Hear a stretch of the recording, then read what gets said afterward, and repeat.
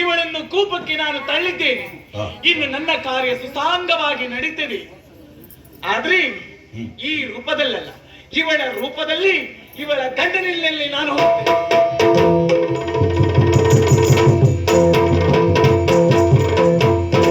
ತರುಣಿತಾ ಎಚ್ಚರಿತೋ ತರುಣಿತಾ ಎಚ್ಚೆತ್ತು ಬೇಗವೇ ಪರಿಗಿಸುತ್ತ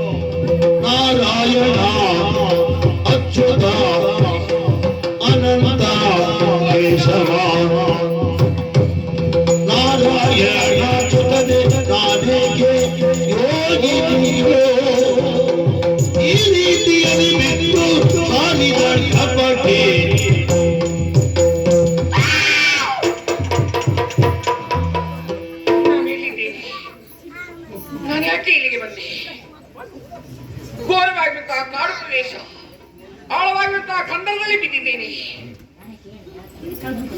ನನ್ನ ಪಾಲಕರು ಆಡಿರುತ್ತಾ ಮಾತನ್ನು ತಿಳಿದಾಗ ಮಹಾತ್ಮನೊಬ್ಬಳು ನಮ್ಮನ್ನ ಅದಕ್ಕೆ ಬಂದಿದ್ದಾಳೆ. ಅವಳ ಪಾದ ಪೂಜೆ ಮಾಡಬೇಕಾದ ನನ್ನ ಕರ್ತವ್ಯ ಧರ್ಮ ಎನ್ನುವುದಾಗಿ ಗಂಡನಿರುತ್ತ ಹೇಳಿದ್ದೀವಿ.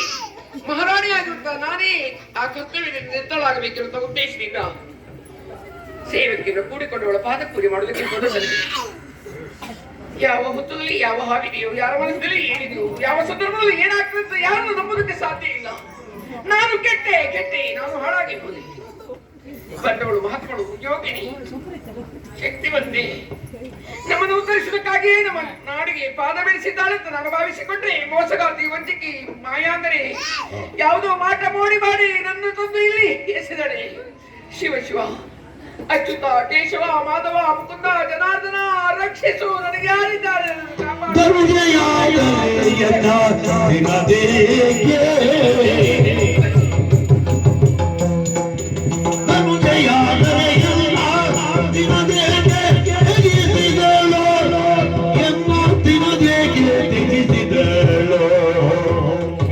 ಮಣಿದು ಪೂಜಿಸಲಿದ್ದು ಪವಣೆಯಾಯ್ತೆನಗೆ,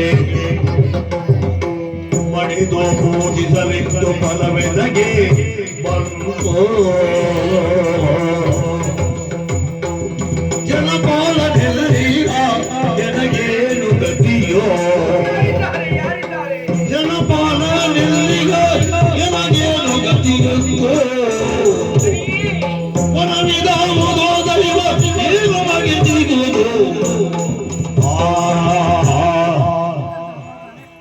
ಅವಳೊಬ್ಬಳು ಮಾಯಾಂಗಿನಿ, ರಾಕ್ಷಸಿಯಾಗುವುದು ಸತ್ಯವಾದ್ರೆ ನನ್ನನ್ನು ತಿನ್ನದೆ ಬಿಡುತ್ತಿದ್ದರೆ, ರಕ್ಕಸಿಯಾದ್ರೆ ಮೋಸದಿಂದ ವಂಚಿಸಿ ಮಾಯಾ ರೂಪದಿಂದ ಅದನ್ನು ವಂಚಿಸುವುದಕ್ಕಾಗಿ ಬಂದು ನನ್ನನ್ನು ಕೊಂಡು ಇಲ್ಲಿಗೆ ತಂದದ್ದು ಸತ್ಯವಾದ್ರೆ ಅವಳು ತಿನ್ನದೆ ಬಿಡುತ್ತಿದ್ದರೆ, ಹಾಗಿದ್ರೆ ರಾಕ್ಷಸಿ ಅಲ್ಲ. ಯಾವ ಉದ್ದೇಶ ಇರಬಹುದು? ನನ್ನ ಮೇಲೆ ಯಾಕೆ ಅವಳಿಗೆ ದ್ವೇಷ? ನನ್ನ ನಾಡಿನಲ್ಲಿ ಇಲ್ಲ. ಅವರಿಗೆ ನಾನಿಲ್ಲಿಗೆ ಬಂದ ವಿಚಾರ ಗೊತ್ತಿಲ್ಲ. ಘೋರವಾಗಿರುತ್ತ ಕಾಂತಾರದಲ್ಲಿ ಕ್ರೂರ ಮೃಗಗಳು, ಕೆಟ್ಟ ರಾಕ್ಷಸರು, ಕಳ್ಳಕಾಕರಿರ್ತಾರೆ. ನನಗೆ ಹೆದರಿಕೆ ಆಗುತ್ತಾ ಉಂಟು. ನನ್ನನ್ನು ರಕ್ಷಣೆ ಮಾಡುವವರು ಯಾರು? ಯಾಕೆ ನನಗಿಂತ ಶಿಕ್ಷೆ? ದೇವ ಭಗವಂತ ರಕ್ಷಿಸು ರಕ್ಷಿಸು ರಕ್ಷಿಸು. ಕಾಂತನು ನೆನೆದು ಬರುವುದಿಲ್ಲ ಕಾಂತನು ನೆನೆದು ಬರುವುದಿಲ್ಲ ತರುಣಿ ಶಾಂತ ಮುನಿಗಮದಗ್ನಿ ಕೇಳಿಯೇ ಶಾಂತ ಮುನಿಗಮದಗ್ನಿ ಕೇಳಿ ರೋದನ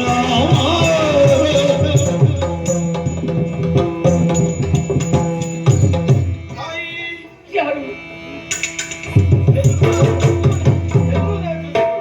ಯಾರನ್ನು ನಂಬಬೇಕು ಯಾರನ್ನು ಬಿಡಬೇಕು ಅನ್ನೋದು ಅರ್ಥ ಆಗ್ಬೇಕು ಘೋರವಾಗಿರುವ ಈ ಕಾಡಿನಲ್ಲಿ ರಕ್ಷಿಸಿ ಎನ್ನುವುದಾಗಿ ಬೊಬ್ಬೆ ಇಡುತ್ತಿರುವಾಗ ಸನ್ಯಾಸಿಗಳು ಮೋಸಗಾರರು ನೀವು ವಂಚಕರನ್ನು ವಂಚಿಸುವುದಕ್ಕಾಗಿ ಈ ವೇಷದಲ್ಲಿ ಬಂದಿರಬೇಕು. ಆಗ ತಿಳಿದುಕೊಂಡೆಯ ಮತ್ತೆ ಹಾವನ್ನು ಕಂಡು ಹೆದರಿದವರಿಗೆ ಹಗ್ಗವನ್ನು ಕಂಡ್ರೆ ಹಾಗೆ ಆಗ್ತದೆ. ನೀವು ಮತ್ತೆ ರಾಕ್ಷಸರಲ್ಲವೇ?